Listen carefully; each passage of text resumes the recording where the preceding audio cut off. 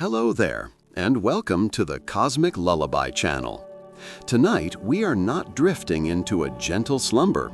Instead, we are plunging headfirst into the Earth's volatile heart, to the crucibles of creation and destruction where fire breathes and the very ground beneath our feet becomes an unpredictable, terrifying force. This is a journey into the world of volcanoes, but not as mere geological curiosities. We will explore them as the silent, powerful architects of human history, as engines of geopolitical change, and as a looming, ever-present threat to our hyper-connected modern world. They are not just impressive mountains, they are planetary forces capable of shaking nations, rewriting maps, and plunging entire civilizations into darkness. Some of their cataclysmic eruptions have been heard thousands of miles away, a deafening roar that travels across oceans and continents. They can unleash rivers of lava that move with terrifying speed, faster than any vehicle, or launch clouds of ash so vast they darken the skies of distant lands for months on end. These phenomena are not unique to our world. On other planets, these fiery mountains reach scales that defy imagination. Volcanoes taller than Mount Everest pierce the thin Martian atmosphere, while on distant moons they spray geysers of ice and water into the cold vacuum of space. These cosmic titans serve as a stark reminder that planets, whether our own Earth, the red plains of Mars, or the frozen moons of the outer solar system, are restless, dynamic, and violently alive. Our story begins with a chilling historical precedent, an event so powerful it demonstrated that a single volcano could hold the entire planet hostage. In the year 1815, Mount Tambora, located in what is now Indonesia, erupted with a force that remains unparalleled in recorded history. The event was not merely a local disaster. It was an act of planetary re-engineering. The explosion released more energy than millions of atomic bombs combined, a cataclysm that tore the mountain apart. But the true devastation came not from the initial blast, but from its insidious aftermath. A colossal plume of ash and sulfur dioxide was ejected high into the stratosphere, where powerful winds captured the particles and wrapped them around the globe like a shroud. This veil of aerosols blocked a critical percentage of incoming sunlight, triggering a sudden and dramatic drop in global temperatures. The consequences were swift and brutal. In Europe, already reeling from the Napoleonic Wars, crops failed on a continental scale, leading to widespread famine and social upheaval. In Asia, the monsoon cycles were disrupted, causing droughts and floods that starved millions. And in North America, the year 1816 became infamously known as the Year Without a Summer. Frost and ice storms struck New England in June, snow fell in July, and harvests across the Northern Hemisphere withered and died in the fields.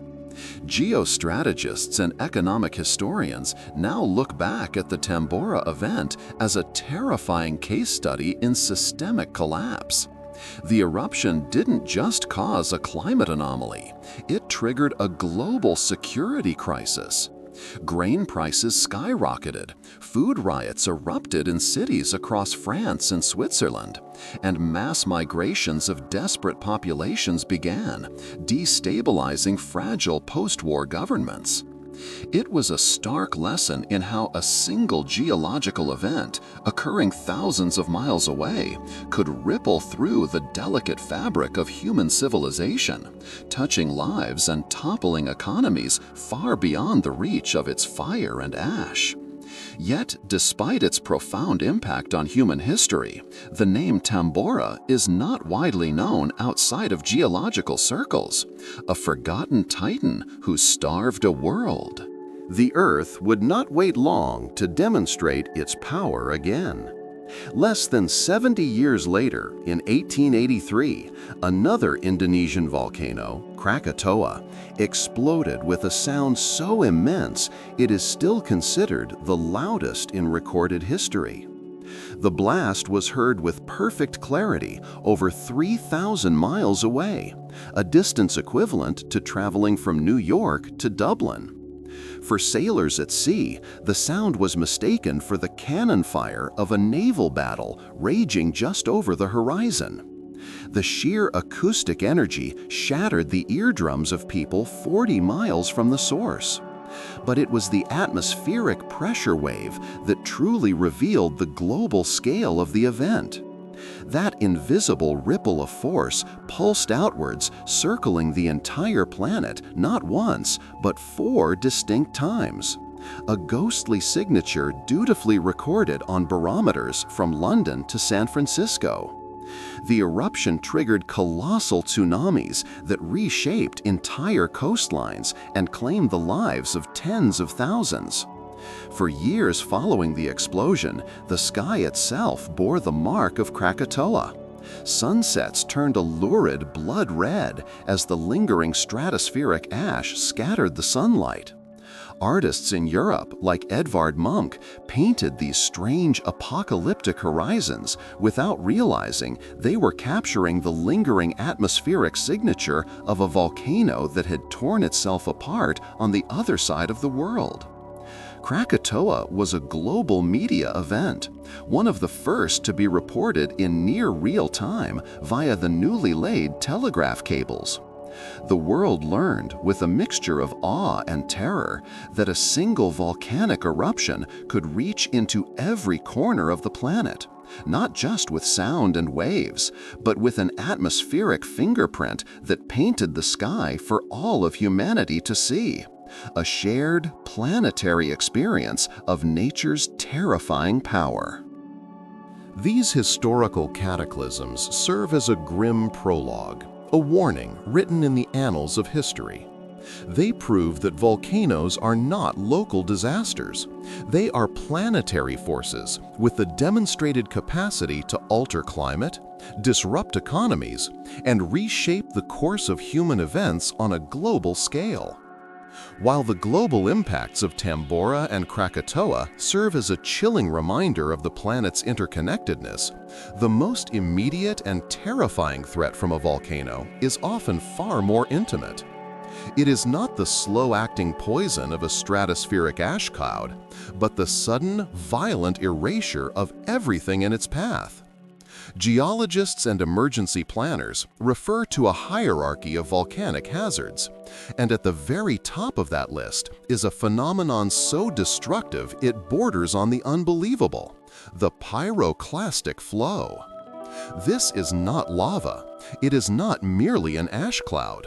It is a weaponized form of physics, a searing avalanche composed of superheated gas, shattered rock, and volcanic ash that rushes down the slopes of a volcano at breathtaking speeds. Temperatures inside this churning, ground-hugging cloud can exceed 1,000 degrees Fahrenheit, hot enough to turn sand to glass and incinerate life in an instant. Its velocity is its second defining characteristic. These flows can race faster than a jet plane during takeoff, reaching speeds of hundreds of miles per hour, making escape utterly impossible. Nothing in its path can survive this combination of thermal and kinetic fury. It was a pyroclastic flow that famously buried the Roman city of Pompeii under a thick blanket of ash from Mount Vesuvius, freezing a civilization in its final moments. But for a truly forensic understanding of its annihilating power, we must turn to a more recent and arguably more horrifying event. On the morning of May 8, 1902, the city of Saint-Pierre on the French Caribbean island of Martinique was a bustling, prosperous port, often called the Paris of the Caribbean. Above it loomed Mount Pelée, a volcano that had been showing signs of unrest. Despite warnings, the population remained. At 7:52 a.m., the volcano erupted, but not in a vertical column. It exploded sideways, unleashing a pyroclastic flow that swept directly down into the city. In less than 2 minutes, a community of nearly 30,000 people was wiped from the face of the earth. Witnesses on ships offshore described a roaring wall of fire and dust that appeared almost instantly, a roiling black cloud that obliterated the city in a single fiery breath. The destruction was absolute. Buildings were flattened, ships in the harbor were capsized and set ablaze, and nearly every single inhabitant perished. The aftermath was so complete that rescuers who arrived found a silent, smoldering ruin where a vibrant city had stood just moments before. Only a handful of individuals survived, among them a prisoner who was shielded by the thick stone walls of his solitary confinement cell. The tragedy of St. Pierre became a watershed moment in the science of volcanology. It was a terrifying lesson that the greatest danger from a volcano was not always the molten rock, but the invisible, superheated avalanche of gas and ash that could erase a city faster than any army. Today, this historical horror story casts a long shadow over modern urban centers. Cities like Naples in Italy, which sits in the shadow of Vesuvius, or Seattle and Tacoma in the United States, built on ancient mud flows from Mount Rainier, exist in a state of calculated risk. The overall mood of the science is a relaxed, engaging, and comfortable, perfect for bedtime reading and space narration. Their emergency plans are built around the chilling knowledge that a force like the one that struck St. Pierre is not a relic of the past, but a constant, latent threat. Even when the eruption is not explosive, the relentless advance of lava presents a different but equally inexorable form of destruction. Lava is the Earth's molten interior spilling onto its surface, a glowing river of rock that can vary dramatically in its composition and behavior. The hottest types, known as basaltic lava, can reach temperatures exceeding 2,100 degrees Fahrenheit, far hotter than molten steel being forged in a furnace. At these temperatures, the rock glows a brilliant white-orange and incinerates almost anything it touches, the air above it shimmering with overwhelming heat waves.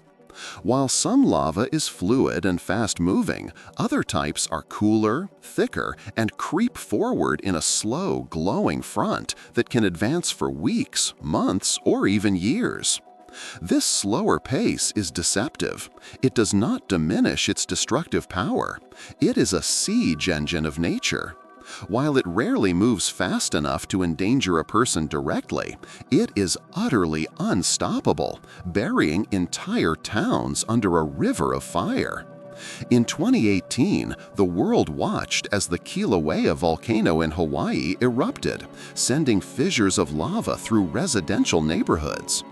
The event was a modern-day showcase of lava's methodical destruction. It didn't just burn homes, it erased them, along with the roads, power lines, and water mains that supported them. The economic fallout was immense, crippling local infrastructure and agriculture. The hardened rock reshapes the landscape permanently, leaving behind a sterile, black moonscape where communities once stood. For those who return, their homes and histories are gone, buried beneath feet of solid rock. It is a stark reminder that whether the danger arrives in a 2-minute blast of superheated gas or a 2-month crawl of molten rock, the outcome is the same. The ground beneath us is not fixed.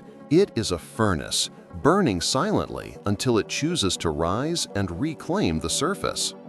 The destructive power witnessed at St. Pierre and the relentless advance of lava in places like Hawaii represent the intimate, human-scale tragedies of volcanic activity. But to truly comprehend the forces at play, we must pull back our perspective, moving from the besieged city to the continental scale and then beyond, into the silent expanse of our solar system. For it is in the alien landscapes of other worlds that we find monuments of fire and stone so vast they dwarf anything on Earth, forcing us to redefine our very concept of a mountain. On the red plains of Mars sits the undisputed titan of the solar system, Olympus Mons. This is not merely a volcano, it is a geological empire. Standing nearly 16 miles tall, it is more than twice the height of Mount Everest, and its base is so wide it would cover the entire nation of France. The sheer scale of this shield volcano is difficult for the human mind to grasp. If you were to stand on its slopes, they would seem deceptively gentle, stretching outwards for hundreds of miles, the curvature of the planet obscuring its summit from view.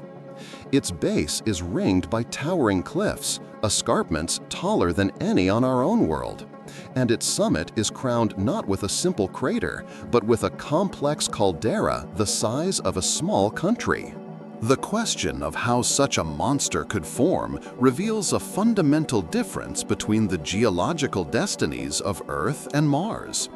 On Earth, the crust is fractured into tectonic plates that drift constantly over stationary hotspots of magma in the mantle.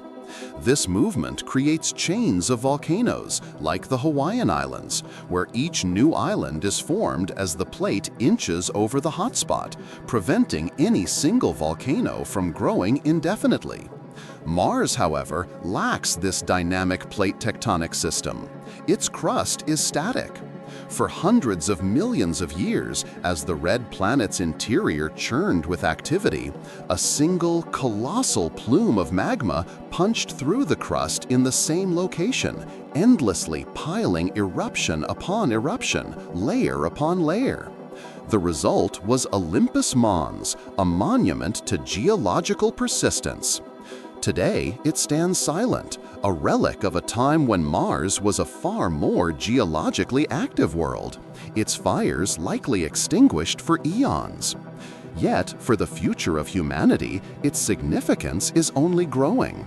Strategic planners for future Martian exploration view the vast lava tubes and caves within these titanic volcanoes as potential natural habitats, offering crucial shielding from the deadly cosmic radiation that bombards the planet's surface. This long-dead giant may yet become a cradle for human civilization on another world. To find Earth's own champion, we must look to the Pacific Ocean, to the Hawaiian archipelago.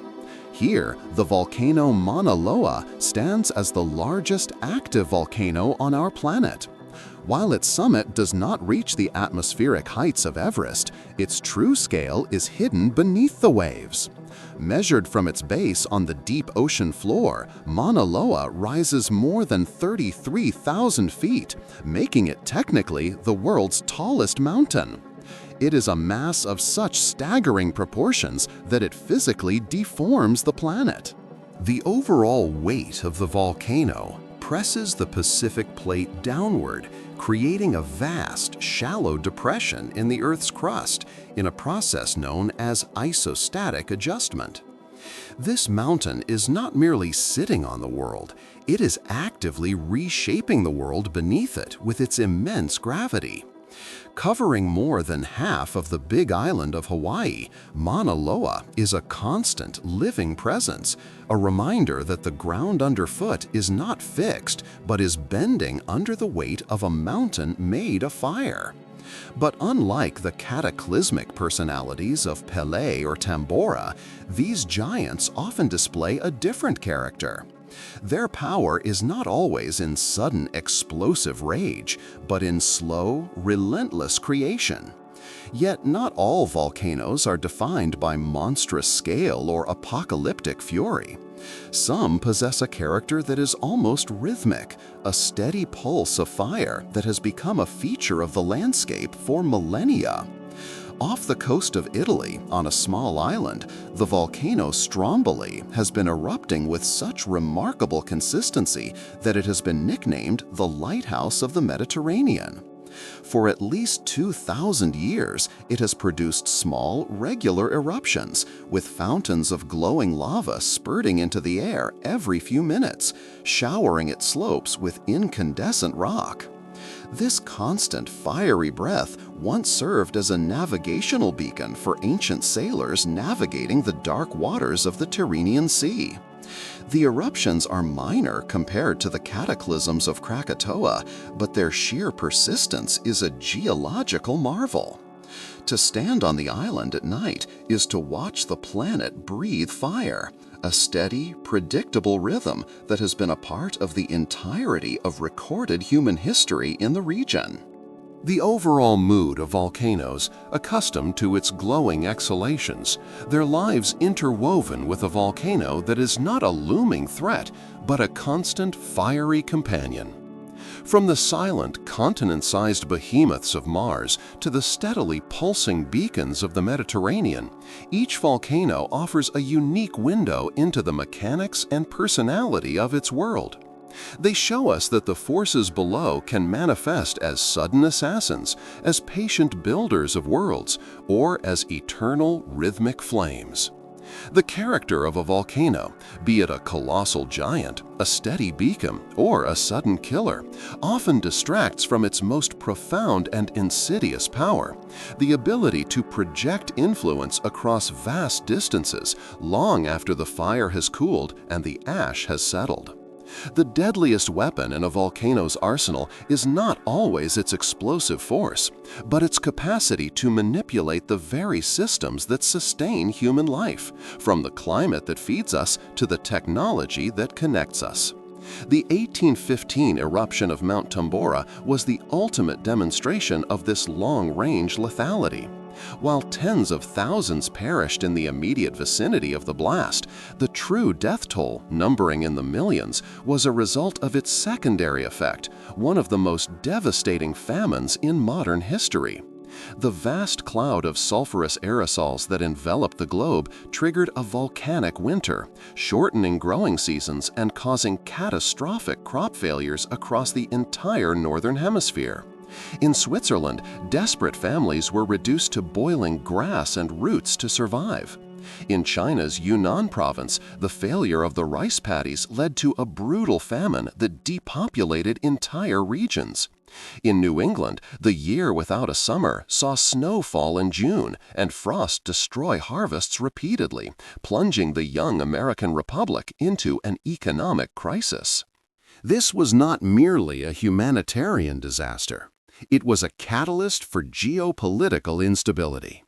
The famine exacerbated the poverty and social tensions already simmering in post-Napoleonic Europe, fueling food riots and contributing to waves of migration that governments were ill-equipped to handle.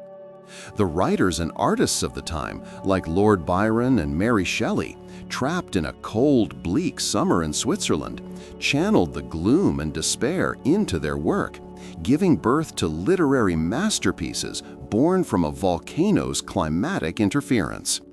The eerie, blood-red sunsets they described were a daily reminder of the planet's power to starve a world that had never even heard the name Tambora. The eruption proved with chilling finality that volcanoes are not just local disasters.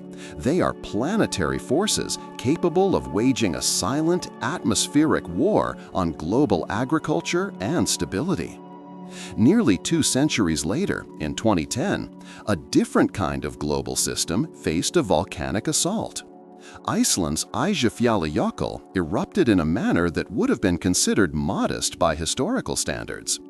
Yet, in the hyper-connected world of the 21st century, its impact was enormous. The eruption occurred beneath a glacier, and the interaction of magma and ice created a plume of exceptionally fine, abrasive ash that was injected high into the atmosphere and carried by the jet stream directly over Europe.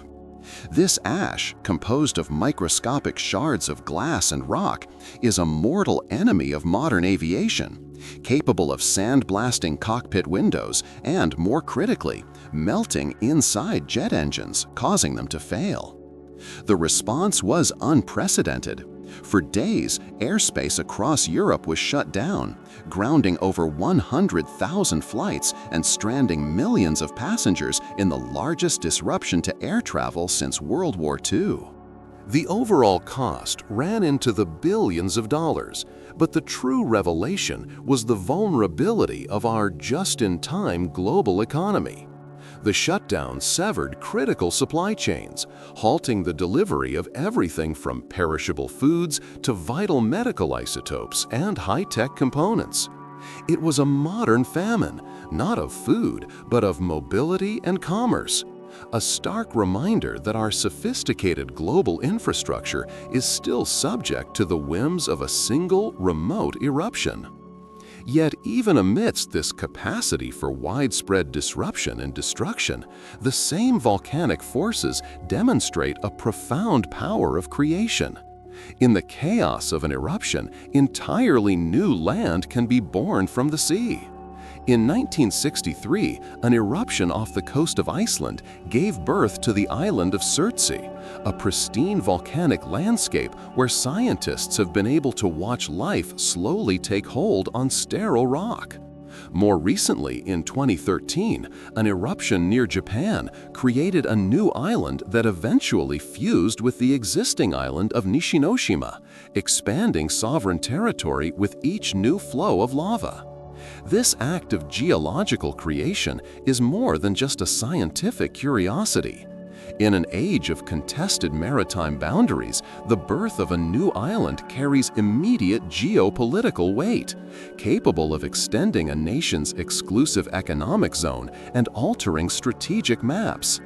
To witness land rise from an ocean once empty is to see one of the Earth's most dramatic transformations, a rare glimpse of geology in the act of creation rather than destruction.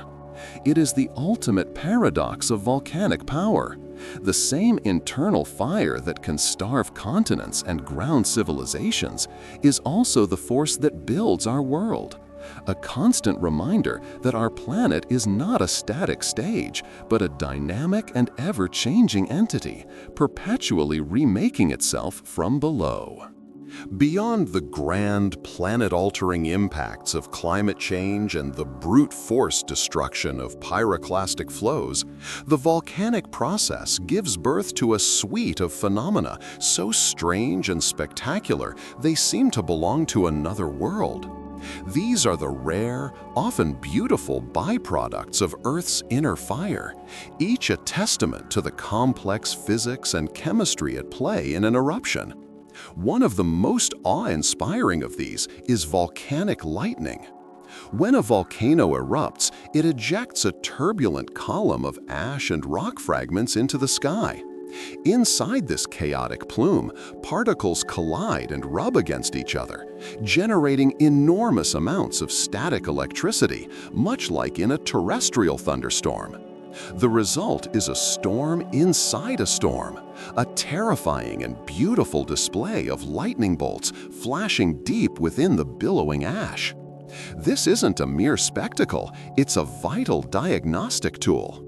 Scientists now use arrays of radio antennas to detect the electrical discharges, as the frequency and intensity of the lightning can directly indicate the eruption's power and the concentration of ash in its plume, providing critical, real-time data for aviation authorities trying to keep aircraft out of harm's way.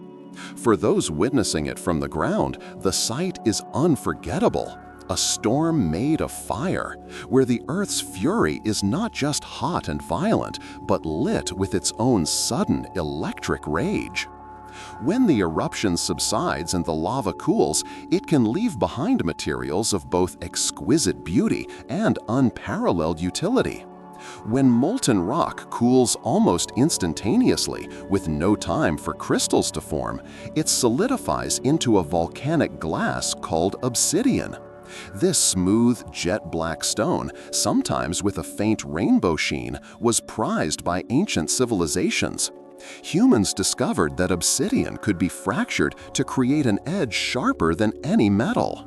Under an electron microscope, a modern steel scalpel reveals a jagged, saw-like edge.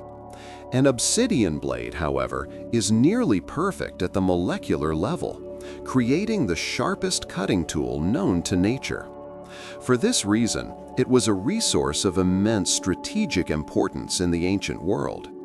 Control over obsidian quarries, like those in the highlands of Mexico or the mountains of Anatolia, was akin to controlling a modern oil field.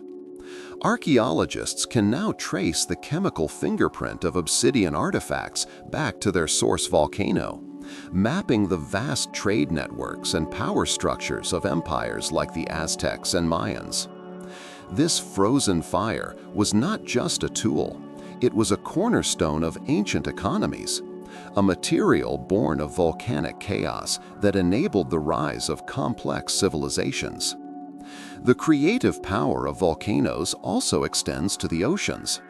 Some eruptions produce a type of rock called pumice, which forms when gas-rich lava cools so quickly that it traps countless bubbles inside. The resulting stone is so light and porous that it can float on water. Following major submarine eruptions, vast rafts of pumice can form, stretching for hundreds of miles across the ocean's surface, sometimes so large they are visible from satellites.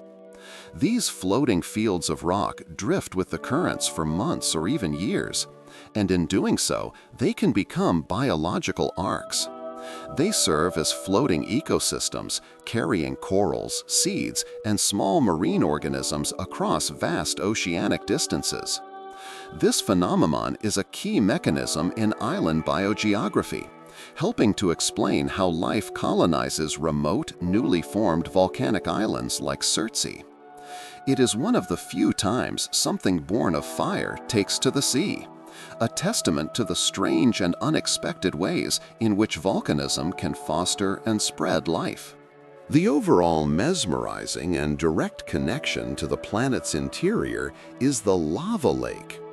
In a few rare locations on Earth, a volcano's crater remains open, not as a dead abyss, but as a churning, bubbling cauldron of molten rock that can persist for years or even decades.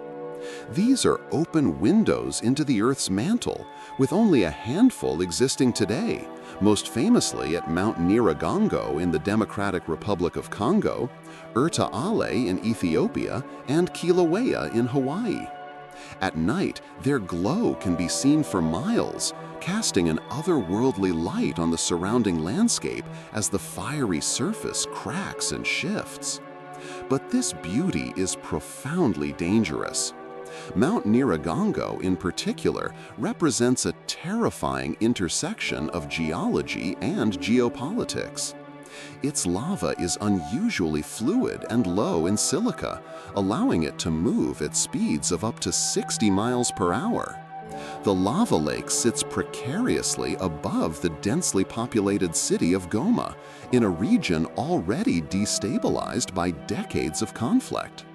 The eruptions of 2002 and 2021 sent catastrophic rivers of fire pouring into the city, destroying thousands of homes and forcing mass evacuations of hundreds of thousands of people. The lava lake of Nyiragongo is therefore not just a geological wonder, it is a humanitarian time bomb, a stark example of how these beautiful, direct conduits to the planet's heart can pose an existential threat to the vulnerable communities living in their shadow. The fiery spectacle of a lava lake or the electric fury of an ash plume represents the visible face of volcanic power. But some of the planet's most profound and destructive volcanic events occur out of sight, hidden beneath miles of ice or deep beneath the waves of the ocean. These are the covert dangers, where the true threat is not the eruption itself, but its catastrophic interaction with the world around it. In a place like Iceland, a nation built by fire and ice, this collision of opposites is a constant reality. When a volcano erupts beneath the crushing weight of a glacier, the result is a terrifying phenomenon known as a Jökulhlaup, or glacial outburst flood. The intense heat from the rising magma can melt millions of tons of ice in mere hours, creating a massive, unstable lake of meltwater trapped beneath the glacier.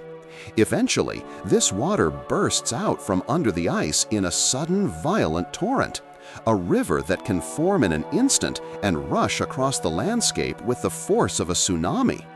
These floods can carry icebergs the size of houses and sweep away bridges, roads, and entire sections of farmland in their path. Yet this constant threat has fostered a unique national resilience. Iceland has harnessed the very geothermal heat that causes these floods, becoming a world leader in clean energy. This symbiotic relationship is a stark illustration of life on the geological edge, a nation that has learned to draw power from the same fire that threatens to unleash biblical floods, living in a constant, calculated balance with the restless earth. Sometimes the threat is not hidden by ice, but by the passage of time itself, a danger that reveals its full horror only after it has been buried for centuries. In 79 CE, the Roman city of Pompeii, a bustling hub of commerce and culture, was alive with activity at the foot of Mount Vesuvius. When the mountain erupted, it was not a slow-moving lava flow that consumed the city, but a rapid and overwhelming burial under ash, pumice, and searing pyroclastic flows. The city and thousands of its inhabitants were entombed in less than a day, frozen in their final desperate moments. For nearly 1,700 years, Pompeii lay forgotten, a lost city preserved in a perfect volcanic time capsule. When archaeologists rediscovered it in the 18th century, they found a civilization in suspended animation. Streets, houses, intricate frescoes, and even loaves of bread still in their ovens were all found perfectly preserved by the ash that had destroyed them. Today, volcanologists and archaeologists treat the site as a geological crime scene, using modern forensic techniques to analyze the layers of ash and the positions of the victims to reconstruct a minute-by-minute timeline of the disaster. Pompeii is more than a tragedy. It is a chillingly intimate window into the past and a permanent, solemn reminder of how suddenly and completely a volcano can erase a chapter of human history. The danger posed by Vesuvius is not an isolated one. It is part of a vast, interconnected network of geological violence known as the Pacific Ring of Fire. This immense horseshoe-shaped zone stretches around the Pacific Ocean, from the coast of South America up through North America, across the Aleutian Islands to Russia, and down through Japan, the Philippines, and Indonesia. This is the planet's primary battleground, where massive tectonic plates collide, grind against each other, and dive into the mantle, creating the conditions for both violent earthquakes and explosive volcanism. The overall modern significance of the Ring of Fire is economic. The nations that line its perimeter, the United States, Japan, China, Canada, and the emerging economies of Southeast Asia and Latin America, account for a colossal portion of global GDP. Critical manufacturing hubs, financial centers, and the world's busiest shipping lanes all lie within the shadow of this immense volcanic chain. A major, coordinated series of eruptions or earthquakes along this boundary would represent not just a humanitarian crisis, but a potential global economic meltdown, severing supply chains and destabilizing markets on an unprecedented scale. Yet, even the vast scale of the Ring of Fire is dwarfed by the volcanic activity happening in the one place we can rarely see it, beneath the oceans. Though the towering cones of terrestrial volcanoes capture our imagination, the vast majority of the Earth's magma reaches the surface on the seafloor, along the mid-ocean ridges where tectonic plates are pulling apart. Thousands of submarine volcanoes dot the abyssal plains, constantly building new crust in total darkness. Many of these underwater mountains are still active, some rising taller from their base than any mountain on land. Yet their eruptions go completely unseen. It is only in recent decades that deep-sea submersibles and remote sensing have begun to reveal the scale of this hidden world, with its hydrothermal vents, or black smokers, and vast plains of pillow lava. These unseen volcanoes are strategically significant, not just for their role in shaping the planet, but for hosting rich deposits of valuable minerals and for their monitoring by sophisticated military hydrophone networks. The overall mood. They are a reminder that what we witness on land is only a tiny fraction of the Earth's volcanic story. Most of our planet's fire burns quietly in the deep, shaping the world in a darkness we are only just beginning to comprehend. From the hidden world of submarine volcanism, we emerge to confront the ultimate terrestrial threat, a danger so immense it redefines our understanding of catastrophe. This is the supervolcano, a term that sounds like science fiction but represents a terrifying geological reality. These are not simply large volcanoes, they are planetary-scale features, the surface expression of colossal magma chambers lurking miles beneath the Earth's crust. Scientists classify eruptions on the Volcanic Explosivity Index, or VEI, a scale running from 0 to 8. A VE8 eruption is the pinnacle of this scale, a cataclysmic event that can eject over 1,000 cubic kilometers of material and has the proven capacity to alter life on Earth. While humanity has never witnessed such an event, the scars of past supereruptions are etched into the continents, serving as a silent, ominous warning. The most infamous of these lies not in a remote, unpopulated corner of the world, but in the heart of North America, masked by one of its most beloved natural wonders, Yellowstone National Park. To walk through Yellowstone is to stand on the lid of a sleeping giant. The park's famous geysers, bubbling mud pots, and steaming hot springs are not quaint tourist attractions. They are the venting of a massive, living volcanic system. The entire park sits within a vast caldera, a collapsed crater stretching for miles, the footprint of a supereruption that occurred some 640,000 years ago. Scientists know the system remains terrifyingly active, with a magma chamber below that is slowly feeding heat to the surface. While volcanologists stress that it is unlikely to erupt anytime soon, they also monitor it with the sober understanding of what a full-scale eruption would mean. It would not be a local disaster, it would be a civilization-ending event. The initial blast would create a kill zone hundreds of miles wide, obliterated by pyroclastic flows. The second stage would be the continental devastation. A colossal plume of ash would blanket most of North America, burying cities and farmland under feet of toxic grit.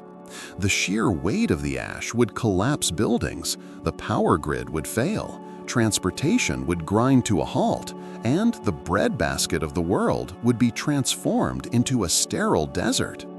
But the most devastating phase would be global. The millions of tons of sulfur dioxide and ash injected into the stratosphere would dwarf the output of Tambora, triggering a severe volcanic winter that could last for more than a decade. Global temperatures would plummet, rainfall patterns would shift, and agriculture would collapse worldwide, leading to a global famine and a likely breakdown of the international order.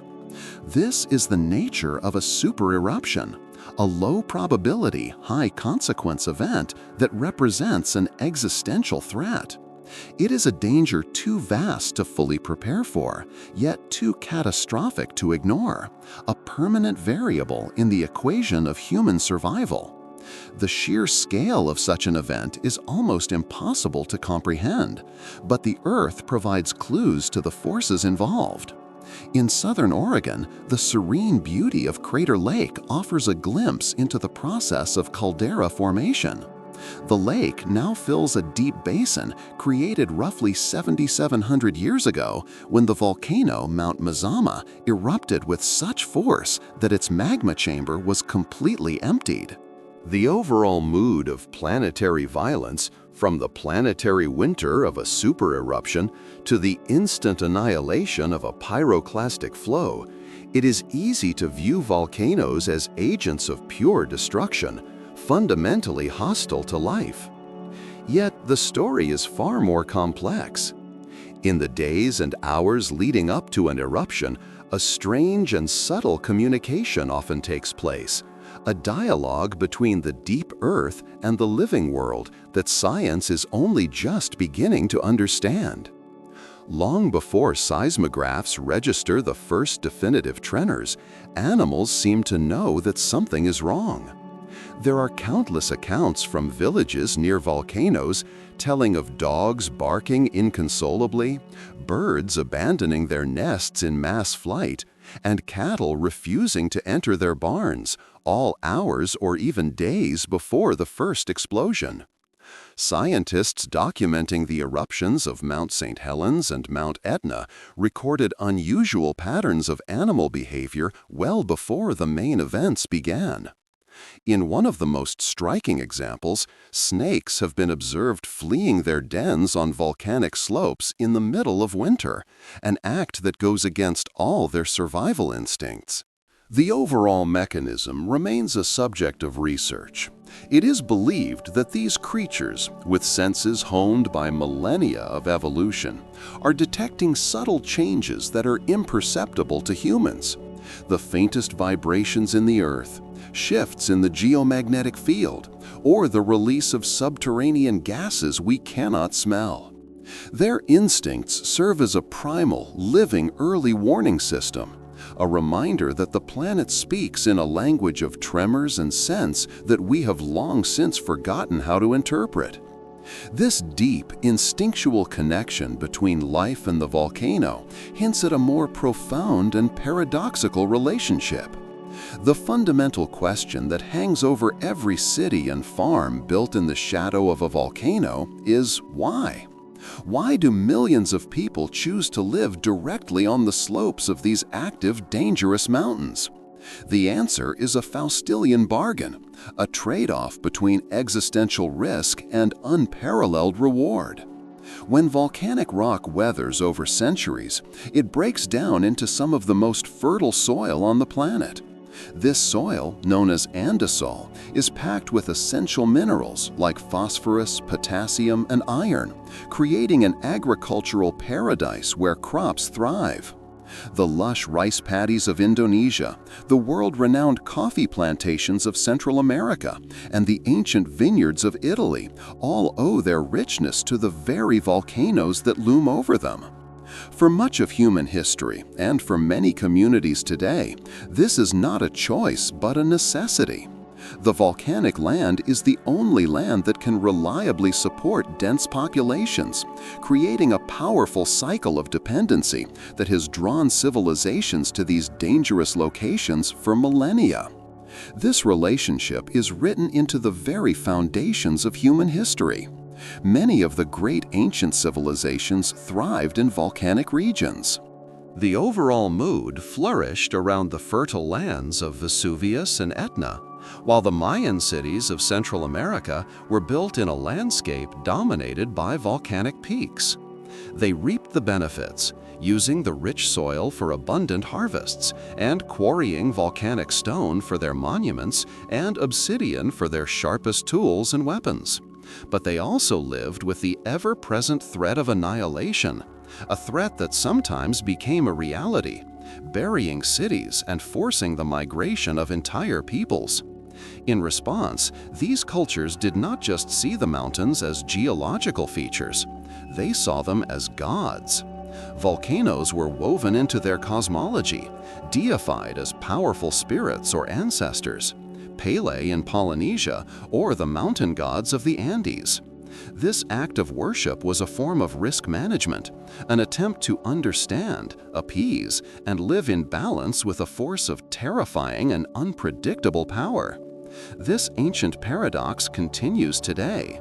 The same forces that create the richest land can also destroy it in an instant. The cultural and economic ties that bind communities to these mountains are incredibly strong, But they also create a deep-seated inertia, a psychological resistance to the abstract warnings of scientists. To live on the slopes of a volcano is to be engaged in a constant, delicate negotiation between the promise of life and the possibility of death. A story of human resilience, faith, and calculated risk that is as old as civilization itself. While the fertile slopes of volcanoes have drawn life and civilization for millennia, the heart of the volcano, its crater, often hosts environments of breathtaking beauty and extreme toxicity. Here, the raw chemistry of the deep earth interacts directly with the surface, creating landscapes that are as alien as they are lethal. When a volcanic crater fills with rainwater, it can become a lake unlike any other on Earth.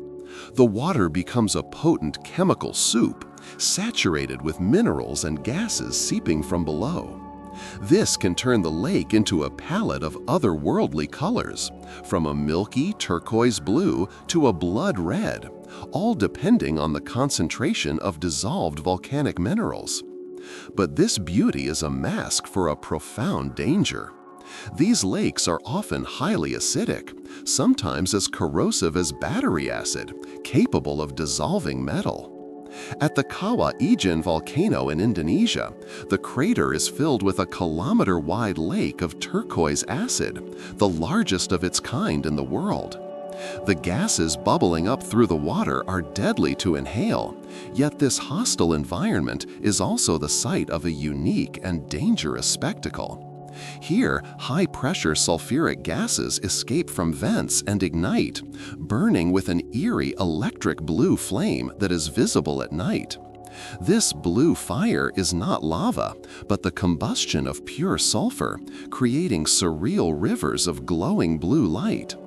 In one of the most extreme examples of human adaptation, local miners descend into this toxic crater daily to hack out solidified sulfur, carrying heavy loads back up the steep slopes, all while enveloped in choking acidic fumes. This chemical danger can sometimes manifest in a far more insidious and sudden form. Certain deep crater lakes can become deadly, silent time bombs. Over decades or centuries, carbon dioxide and other volcanic gases can seep from the magma below and become trapped in the cold, high-pressure water at the bottom of the lake. The lake becomes supersaturated with this invisible gas, waiting for a trigger. On August 21, 1986, at Lake Nyos in Cameroon, that trigger occurred. A landslide or a small internal disturbance caused the deep water to suddenly overturn, releasing the trapped gas in a massive, explosive eruption of carbon dioxide. This was not a hot, fiery eruption, but a silent, suffocating one. A colossal cloud of CO2, a gas heavier than air, burst from the lake and flowed down into the surrounding valleys, displacing all the oxygen in its path. In a matter of minutes, more than 1,700 people and thousands of cattle and other animals were asphyxiated without warning. The aftermath was a scientific mystery, a mass death event with no visible cause. Scientists eventually pieced together the evidence of a limnic eruption and, in a remarkable feat of geological engineering, have since installed large pipes to slowly and safely release the gas building up in the deep, preventing another disaster. Lake Nyos remains the most terrifying example of how a volcano can kill on a massive scale long after its last fiery eruption, its danger stored silently beneath a tranquil surface. This thread of invisible, suffocating gas is not confined to crater lakes. Because carbon dioxide is colorless, odorless, and heavier than air, it can seep out of the ground in many volcanic regions and pool in low-lying areas like valleys and depressions. Animals that wander into these invisible pockets of gas can collapse and die without a sound. Near Mount Vesuvius in Italy, certain caves and hollows are known historically as valleys of death for this very reason. Even when a volcano appears completely dormant, it continues to breathe. This breath is visible through fumaroles, vents in the ground that hiss with steam and a cocktail of volcanic gases, including water vapor, carbon dioxide, and sulfur dioxide, which gives off a characteristic smell of rotten eggs. For volcanologists, these fumaroles are vital. The overall mood, direct conduits to the magma below, and by sampling their chemical composition and monitoring their temperature, scientists can gain crucial insights into what is happening deep underground. A sudden increase in sulfur dioxide emissions from a fumarole is one of the most reliable indicators that fresh magma is rising, often serving as a key precursor to an eruption. These hissing vents are the whispers of a sleeping giant, a constant reminder that even in its quietest moments, a volcano is an active, living system, its chemistry shaping the world in ways both beautiful and deadly. The immediate eruption, with its searing heat and suffocating ash, is only the first act in a volcano's destructive potential. Often, the most lethal threats are secondary, born from the aftermath when the volcanic debris is re-weaponized by a force of nature even more common than fire. When heavy rains fall on slopes blanketed in fresh ash, or when an eruption instantly melts the snow and glaciers on a volcano summit, the result is a lahar. This is not a simple flood of water, it is a volcanic mud flow, a terrifying slurry of ash, rock, and debris that behaves like a river of fast-moving wet concrete. Traveling at highway speeds, these lahars surge down valleys with immense force, carrying boulders the size of cars, uprooted trees, and entire houses in their path. When they finally come to a stop, they solidify into a solid, immovable mass, entombing everything they have captured. The most tragic demonstration of this power occurred in 1985 following a relatively small eruption of the Nevado del Ruiz volcano in Colombia. The eruption melted summit glaciers, sending a series of lahars racing down the mountain's river valleys. In the middle of the night, one of these mud flows inundated the town of Armero, burying it in minutes and killing more than 20,000 of its 29,000 inhabitants. The Armero tragedy is a harrowing case study not just in the power of lahars, but in human failure. Scientists had monitored the volcano for months, issuing clear warnings about the risk of mud flows and even producing hazard maps that accurately predicted Armero's fate. However, a combination of government inaction, communication breakdowns, and public skepticism meant that no evacuation was ever ordered. The disaster became a turning point in volcanology, highlighting the critical and often fatal gap between a scientific forecast and the political will to act upon it. Lahars are now a primary concern for communities living downstream from snow-capped volcanoes like Mount Rainier in the United States, where extensive monitoring and public alert systems have been designed in the hopes of preventing another Armero. When a volcano's instability meets the ocean, the scale of the resulting water-based hazard can become transoceanic. The partial collapse of a volcanic island into the sea can displace enormous volumes of water, generating a tsunami. The 1883 eruption of Krakatoa provided the definitive historical example.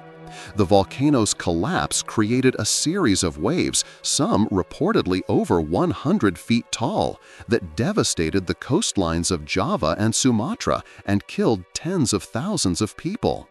The force was so great that its effects were registered on tide gauges as far away as the English Channel. Today, scientists study the stability of volcanic islands with a wary eye, contemplating worst-case scenarios. One such hypothesis, though debated, involves the Cumbre Vieja volcano in the Canary Islands. Some researchers theorize that a future eruption could trigger a massive flank collapse, sending a chunk of the island into the Atlantic and generating a mega tsunami capable of crossing the ocean in hours and causing catastrophic damage to the coastlines of the Americas and Europe. While the probability remains low, it underscores the immense potential energy stored in these unstable volcanic islands. Amidst this litany of unstoppable forces, there exist rare but remarkable stories of human ingenuity prevailing against the odds.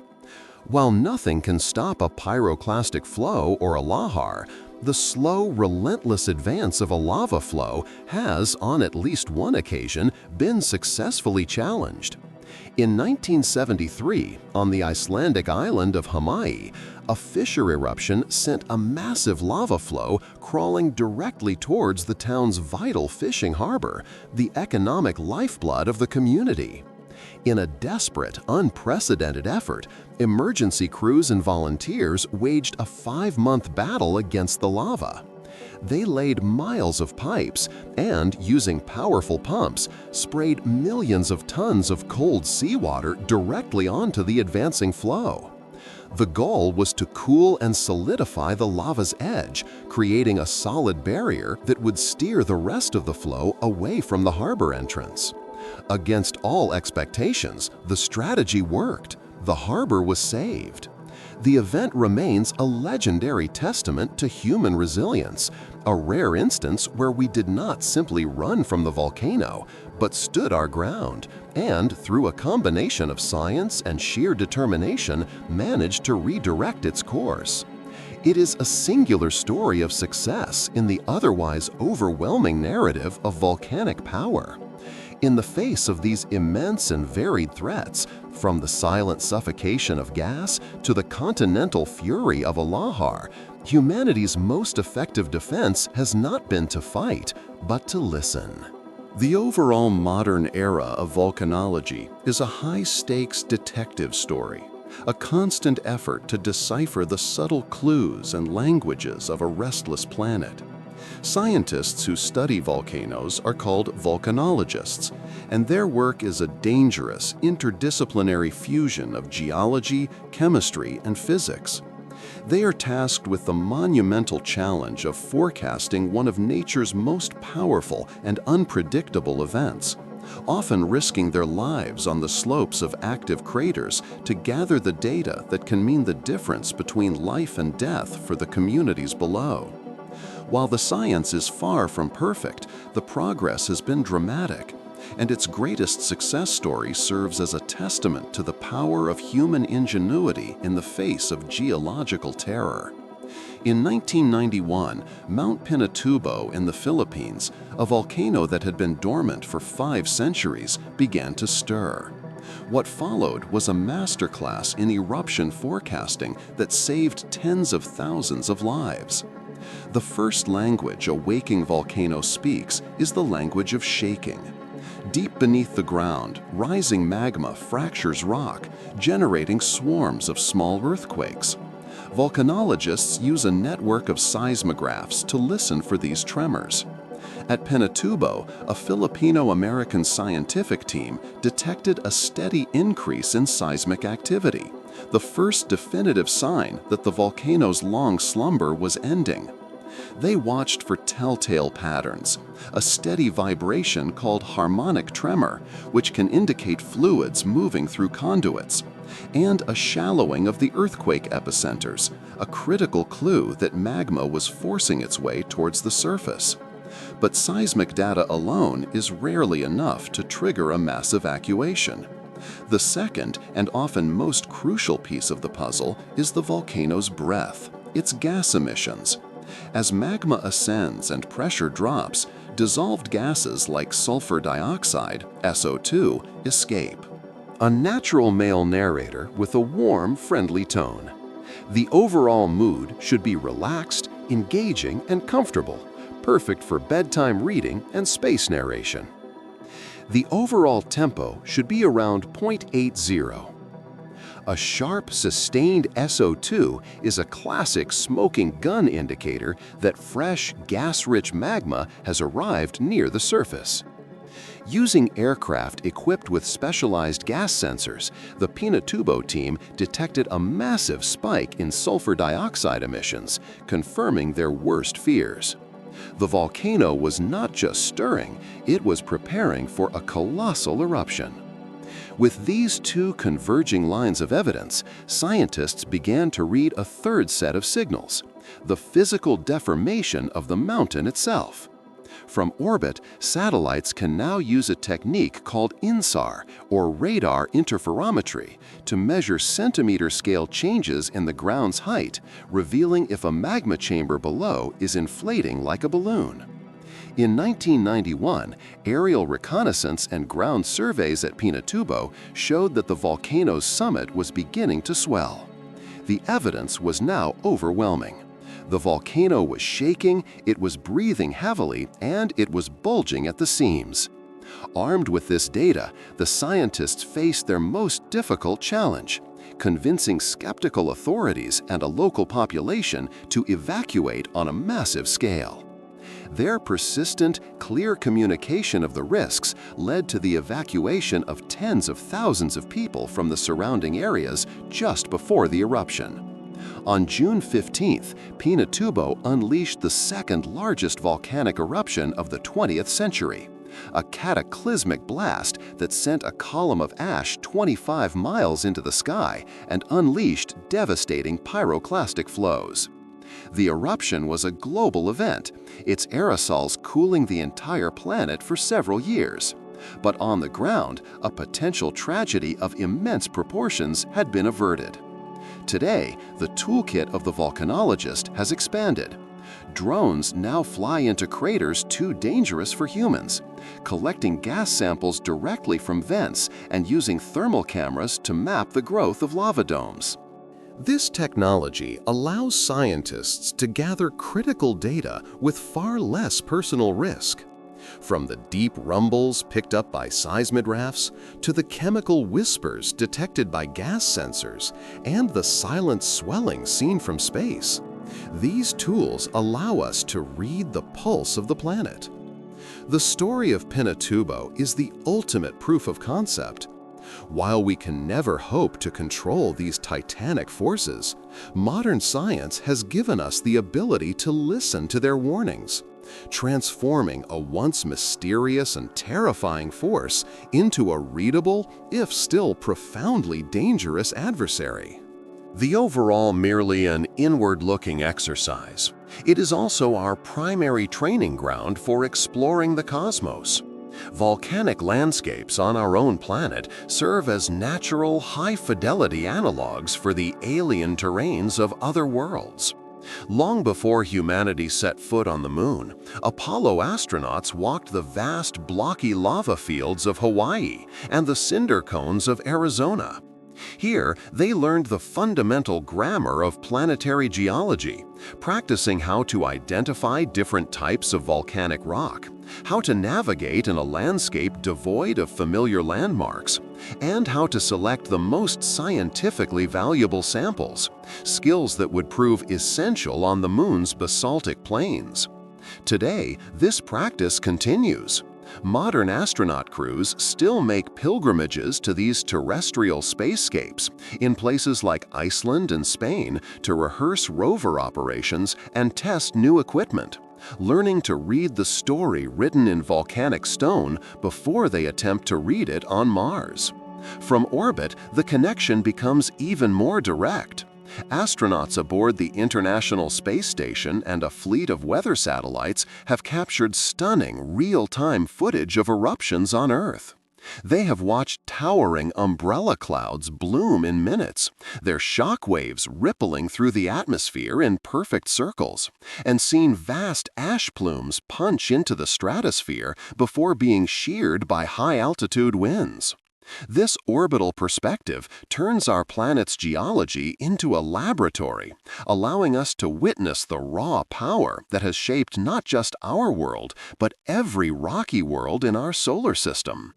This interplanetary journey of discovery begins with our neighbor, Mars. The red planet is a land of silent, colossal ghosts. It is home to the Tharsis Montes, a lineup of 3 massive shield volcanoes, and the undisputed king of all mountains, Olympus Mons. As we have seen, the immense scale of these volcanoes is a direct result of Mars's unique geological history. A static crust and low gravity allowed single hotspots to build mountains for eons. Orbiters have used radar to map enormous ancient lava sheets and collapsed calderas miles wide, painting a picture of a world that was once far more active than it is today. Studying these behemoths helps scientists understand the life cycle of a terrestrial planet, revealing how a world without the engine of plate tectonics slowly loses its internal heat and fades into geological silence. From Mars, we turn inward to our other neighbor, Venus, a world shrouded in a thick, toxic atmosphere of carbon dioxide and sulfuric acid. For decades, its surface was a mystery, until radar mapping missions pierced the clouds to reveal a landscape dominated by volcanism. The surface of Venus is a tapestry of vast volcanic plains, broad shield volcanoes, and unique flattened formations called pancake domes, likely formed by viscous lava. Some scientists speculate that an ancient planet-wide episode of volcanic outgassing may be responsible for Venus's runaway greenhouse effect, turning it into the 900-degree furnace it is today, a chilling cautionary tale of what volcanism can do to a planet's climate. But for sheer unrelenting volcanic fury, no place in the solar system can compare to a small, unassuming moon of Jupiter, Io. It is, without exaggeration, the most volcanically active body known to science.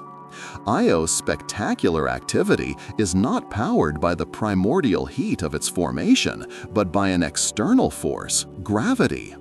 Caught in a gravitational tug-of-war between the colossal mass of Jupiter and its neighboring moons, Io is constantly kneaded and flexed like putty.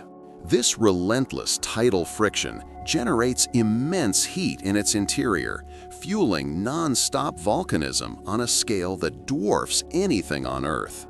Spacecraft like Voyager and Galileo have imaged a hellscape of hundreds of active vents, glowing lava lakes larger than cities, and giant plumes of sulfurous gas rising hundreds of miles into space. The surface is constantly being repainted in lurid shades of yellow, red, and black by fresh flows of lava and sulfur, burying old craters so quickly that the landscape is perpetually young. Io reveals an entirely different engine for planetary activity, proving that a world can be geologically alive without the internal heat we once thought was necessary. This grand tour of our solar system's volcanoes is the heart of comparative planetology.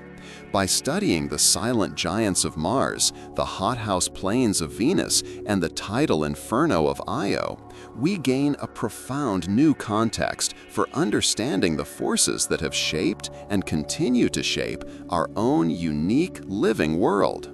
The violent, superheated volcanism of Io, with its towering plumes of sulfur, represents the extreme edge of silicate-based geology. But as we journey further out into the cold, dark frontiers of the solar system, the very definition of a volcano begins to transform. Here, the driving force is not always immense heat, and the erupting material is not molten rock. This is the realm of cryovolcanism, the geology of ice and fire, where worlds we once thought were frozen and dead have been revealed to be shockingly alive. The story of this paradigm shift begins at Saturn with a small, bright moon called Enceladus. When the Cassini spacecraft arrived, scientists expected to find a cratered, inert ball of ice. Instead, they discovered one of the most dynamic and exciting objects in the solar system. Near its south pole, Cassini imaged enormous geysers of water vapor and ice grains erupting from deep cracks in the Moon's surface, which have been dubbed tiger stripes.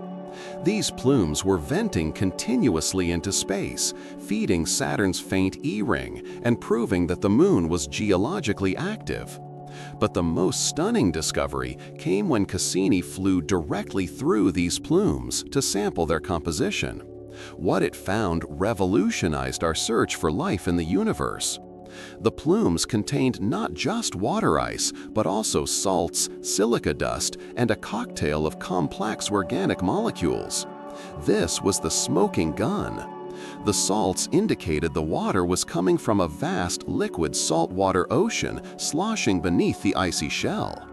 The silica suggested that this ocean was in contact with a rocky core, where hydrothermal vents, similar to the black smokers on Earth's own ocean floors, were likely operating, providing a source of chemical energy. In a single stroke, Enceladus presented scientists with the three essential ingredients for life as we know it: liquid water, a source of energy, and the right organic building blocks. The discovery shattered the old concept of a habitable zone being a narrow band around a star. It proved that internal heating, driven by tidal forces from a parent planet, could create habitable oases far from the warmth of the sun. The plumes of Enceladus are, in effect, free samples of a potentially life-bearing ocean, tantalizingly offered up to space for our future missions to explore. This cold volcanism is not unique to Enceladus. As the Voyager 2 spacecraft flew past Neptune in 1989, it imaged the bizarre surface of its moon, Triton. There, it saw dark, streaking plumes rising 5 miles high against the faint sunlight. The overall moon was not eruptions of water, but geysers of nitrogen gas and icy particles, likely driven by seasonal heating of the moon's frozen crust. Further out still, at the edge of the explored solar system, the New Horizons mission to Pluto revealed massive dome-like mountains with central depressions that look strikingly like volcanoes. Scientists believe these features, some as tall as Mount Everest, are ancient cryovolcanoes that erupted a viscous, frigid slurry of water ice, nitrogen, and ammonia. Ammonia acts as a natural antifreeze, which could allow liquid slurries to flow even in the near absolute zero temperatures of the Kuiper Belt.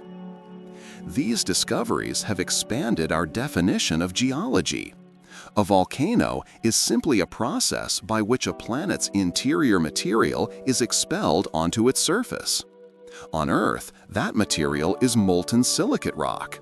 But on these distant worlds, it is water, nitrogen, methane, and ammonia. The principle is the same.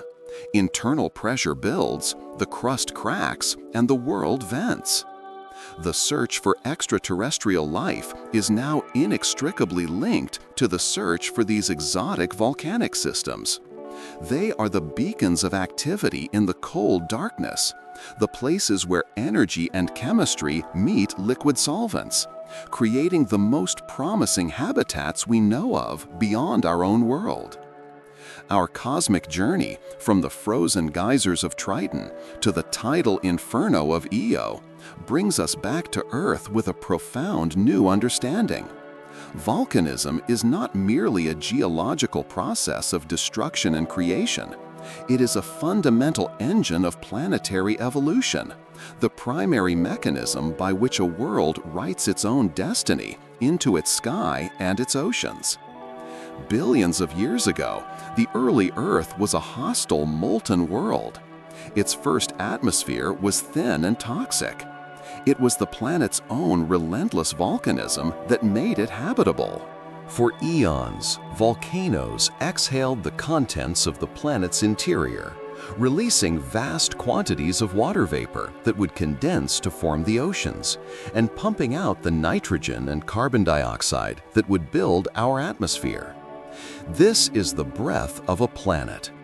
A world's volcanic history dictates the air its future life will breathe. On Earth, this process, mediated by life itself, created a stable, life-sustaining atmosphere. On Venus, a different volcanic history led to a thick, crushing atmosphere and a runaway greenhouse effect. A stark reminder that this planetary breath can create a paradise or a hell. This role as the architect of habitability may go even deeper. Volcanoes may not have just created the stage for life, they may have provided the spark that ignited it. Many scientists now believe that life on Earth began in the dark, superheated waters surrounding hydrothermal vents on the deep ocean floor. These volcanic vents act as primordial chemical engines. They provide a constant source of heat and, crucially, a rich cocktail of chemicals and minerals from the planet's interior.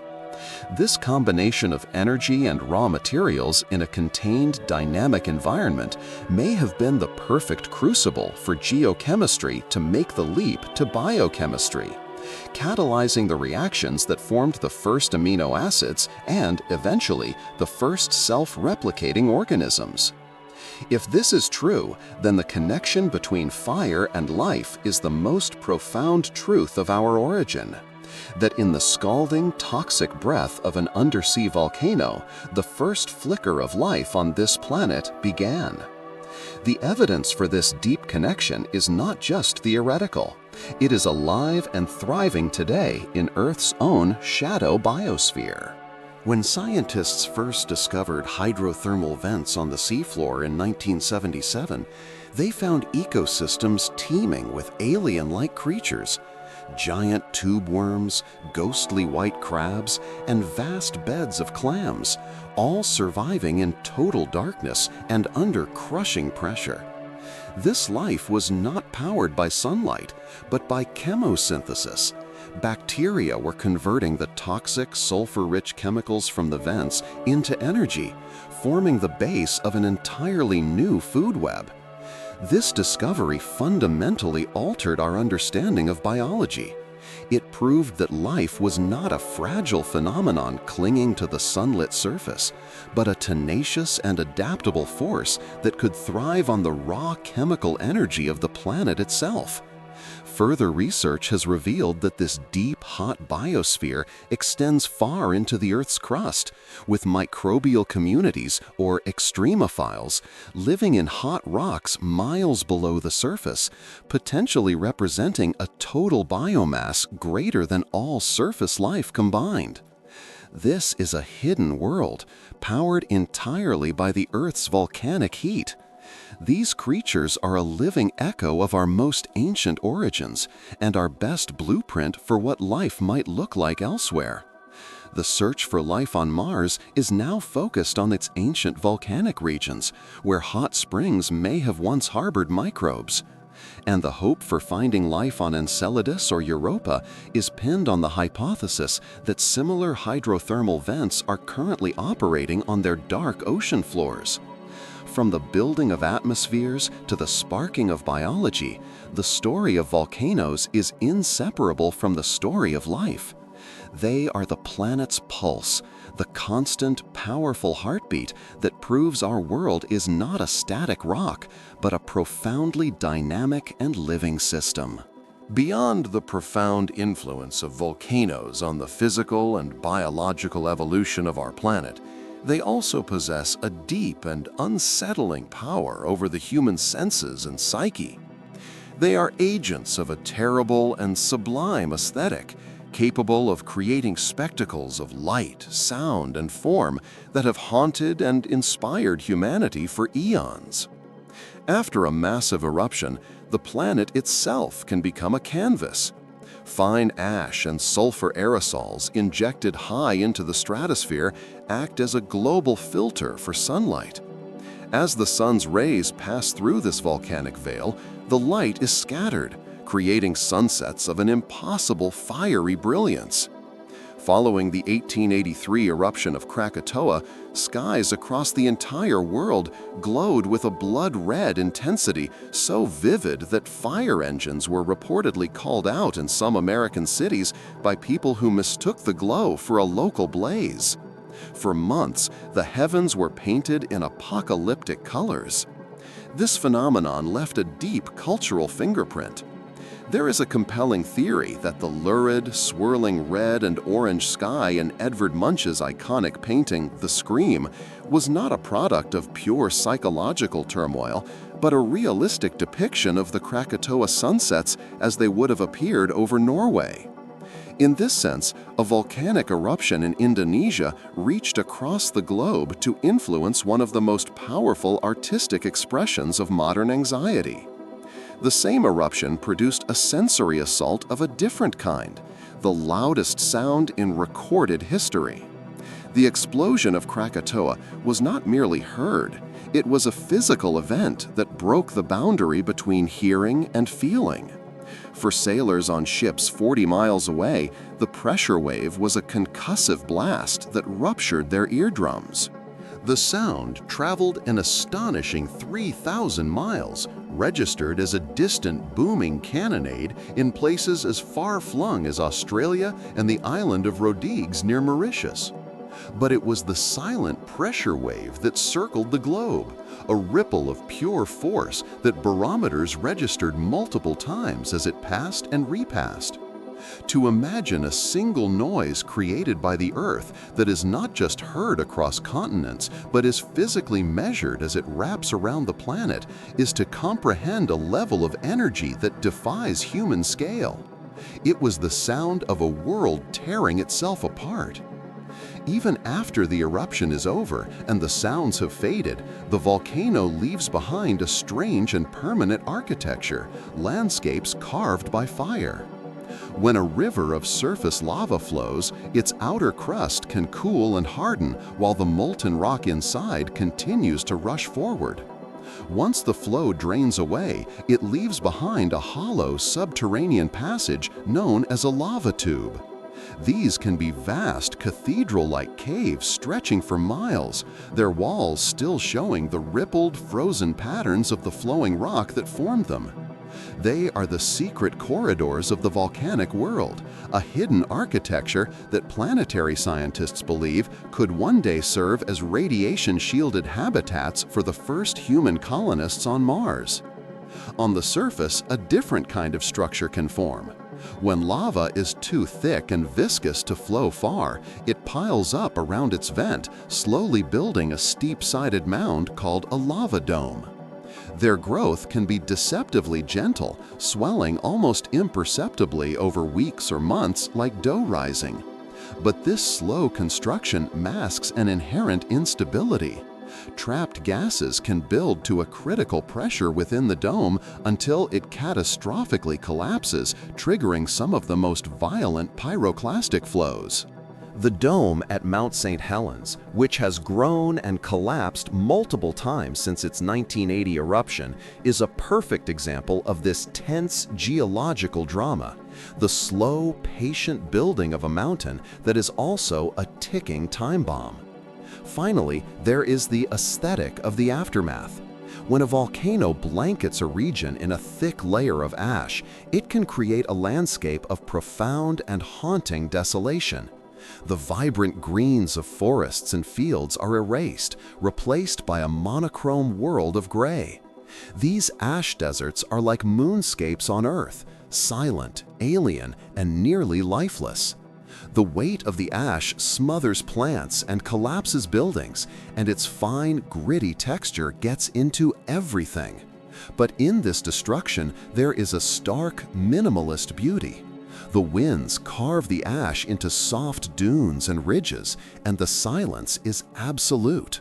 It is a landscape reduced to its most basic form, a blank slate, a world waiting for the first seeds of life to return and begin the slow, arduous process of renewal all over again. While their behavior can seem chaotic and unpredictable, volcanoes are not random acts of violence. They are immense geological structures that follow specific architectural blueprints, their shape and personality dictated by the chemistry of the magma that feeds them. Understanding these fundamental designs is key to understanding the specific nature of their threat. The most iconic and dangerous of these is the stratovolcano, also known as the composite volcano. These are the picturesque, steep-sided cones that we see in places like Japan's Mount Fuji or Italy's Mount Vesuvius. They are built up over millennia from alternating layers of hardened lava flows and ejected ash. Their deadly nature comes from their magma, which is typically high in silica, making it thick, viscous, and sticky. This viscous magma acts like a cork in a champagne bottle, trapping enormous quantities of volcanic gas until the internal pressure builds to an unbearable level. The result is a catastrophic explosive eruption. When Mount St. Helens, a classic stratovolcano, erupted in 1980, the lateral blast released energy equivalent to hundreds of atomic bombs, leveling forests for miles and reducing the mountain's height by over 1,000 feet. For the millions of people living in the shadow of these beautiful but treacherous mountains, the serene, snow-capped peaks are a constant reminder of the immense explosive power being held in check just beneath the surface. In stark contrast to the explosive stratovolcano is the gentle giant of the volcanic world, the shield volcano. These are the largest mountains on Earth, but they don't rise to sharp peaks. Instead, they spread out in wide, gentle slopes, resembling a warrior's shield laid on the ground. This shape is a product of their magma, which is basaltic, low in silica, and therefore very fluid and runny. Gases can escape easily from this thin lava, preventing the buildup of explosive pressure. As a result, shield volcanoes erupt effusively, with rivers of lava that can flow for miles, slowly building up the volcano's massive bulk over thousands of years. Mauna Loa in Hawaii is the quintessential example, a mountain so vast that, when measured from its base on the ocean floor, it is taller than Mount Everest. Their eruptions are not sudden blasts of fury, but slow, relentless acts of creation that can last for decades, constantly reshaping the landscape. The simplest volcanic form is the cinder cone. These are typically small, cone-shaped hills with a crater at the summit, formed when gas-rich lava is thrown into the air during an eruption, cooling into fragments called cinders or scoria that fall back and pile up around the vent.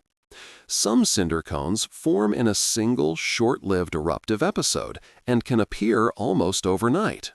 The most famous example of this occurred in 1943, when a Mexican farmer named Dionisio Pulido was startled to see a crack open in his cornfield. Over the next few days, the ground hissed, swelled, and began to erupt, and within a week, a cone over 100 feet tall stood where his crops had been. The volcano, named Paracutin, continued to erupt for 9 years, eventually burying 2 nearby villages. It was a unique and priceless event for science, the first time in modern history that the entire life cycle of a volcano, from its birth to its extinction, was witnessed and documented by humans. Perhaps the most surprising location for this fiery architecture is the coldest place on Earth, Antarctica. Beneath its miles-thick ice sheet lie hundreds of volcanoes, some of which are still active. Mount Erebus on Ross Island is one of the southernmost active volcanoes on the planet, notable for its persistent, bubbling lava lake that churns year-round, even through the darkness of the polar winter. But the greater concern lies with the volcanoes hidden beneath the vast West Antarctic ice sheet. There is growing scientific concern about a potential feedback loop. As global temperatures rise and the ice sheet thins, the reduction in pressure on the mantle below could increase volcanic activity.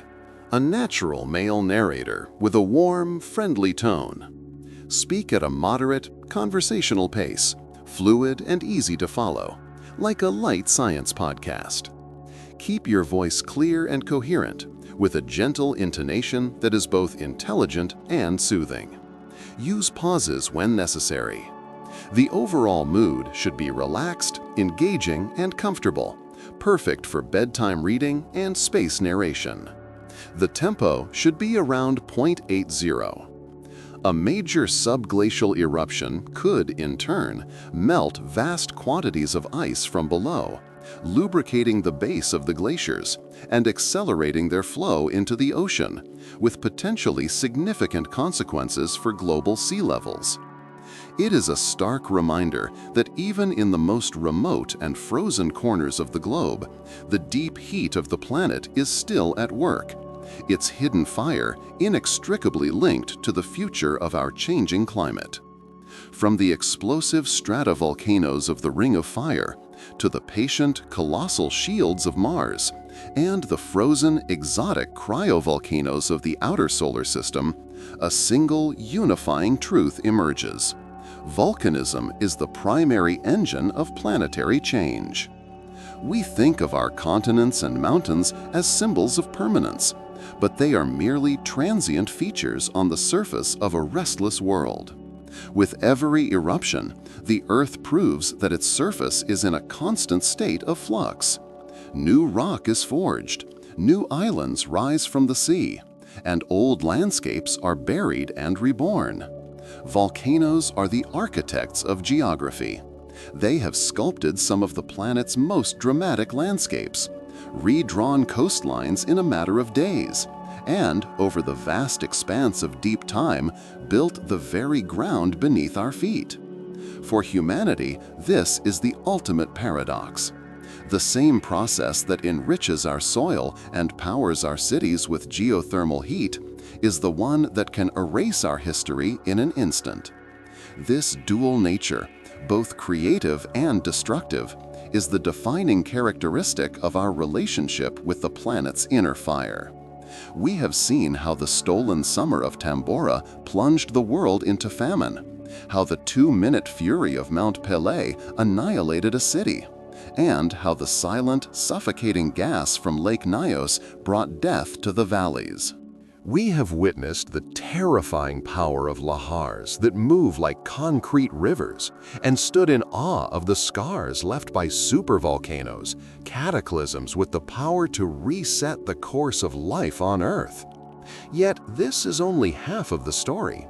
We have also seen the stubborn ingenuity of the people of Hawaii who fought back against a lava flow and won. We have followed the scientists who read the planet's subtle warnings at Pinatubo and saved tens of thousands. And we have journeyed to the whispering plumes of Enceladus, where a volcano of ice and water has offered us the most profound hope in our search for life beyond Earth. To live on this planet is to live with this duality. The Earth is not a cold, dead rock drifting through space. It is a living, breathing system with a furnace at its heart. Every eruption, whether a violent explosion or a gentle ooze of lava, is a reminder of this hidden vitality, a message from the deep mantle that the planet is still active, still shaping itself, still evolving. We are, in essence, inhabitants of a world whose greatest threat is also the source of its vitality. The same internal heat that drives the threat of a civilization-ending supereruption is the very same heat that drives the plate tectonics, powers the hydrothermal vents that may have sparked life, and continues to recycle the elements that make our world habitable. Without this fire, the Earth's core would cool, its magnetic field would fail, and it would slowly become a barren, frozen world like Mars. The ultimate conclusion is as humbling as it is profound. The fire that can destroy us is the same fire that makes our planet, and by extension ourselves, alive. And so we come to the end of our journey. We have traveled from the quiet, constructive slopes of shield volcanoes to the explosive fury of stratovolcanoes, from the silent, toxic lakes in their craters to the hidden cryovolcanoes of distant, icy moons. We have seen how these forces can destroy civilizations in a moment, yet also create the fertile soils and breathable atmosphere that allow life to flourish. They are the Earth's great paradox, terrifying and beautiful, destructive and life-giving. As our exploration concludes, we are left with a final quiet thought. Consider the deep, steady heartbeat of the planet beneath your feet. The mantle stirs, heat rises, and from time to time, the Earth exhales fire. These eruptions are not random acts of chaos. They are the rhythm of a living world, a rhythm that has shaped our past and will inevitably shape our future. This is not just Earth's story, it is a cosmic story. From the incandescent fountains of Io to the watery plumes of Enceladus and the silent, colossal peaks of Mars, this process of planetary renewal is written into the fabric of the solar system. To understand the volcano is to understand our own fragile place in a dynamic and powerful universe. Thank you for joining us on this journey here at the Cosmic Lullaby Channel. If you have found this exploration meaningful, consider liking and subscribing, or sharing a thought in the comments below. It helps others find their way to these stories. But for now, let the immensity of this story settle. The world will continue its slow, fiery dance, and the cosmos will keep its silent watch.